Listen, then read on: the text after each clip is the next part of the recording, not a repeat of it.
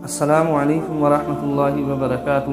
محترم سامعین اکرام، اللہ تبارک و تعالی ارشاد فرماتا ہے وبالوالدین احسانا، کہ اپنے والدین کے ساتھ حسن سلوک کرو، ان کی عزت کرو، ان کا ادب و احترام کرو۔ والدین کا درجہ ہماری زندگی کے اندر بہت بڑا ہے، کیونکہ انہی والدین کی بدولت ہم نے اس دنیا کے اندر اپنی آنکھیں کھولی ہیں، اس دنیا کو دیکھا ہے۔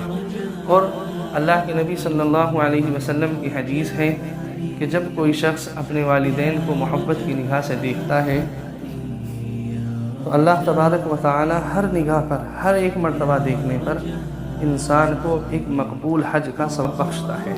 صحابہ نے معلوم کیا کہ یا رسول اللہ، اگر ہم دن میں کئی مرتبہ اپنے والدین کو محبت کی نگاہ سے دیکھیں تو اللہ کے نبی صلی اللہ علیہ وسلم نے ارشاد فرمایا کہ ہر مرتبہ اللہ تبارک و تعالی تمہیں ایک مقبول حج کا ثواب عنایت کرے گا۔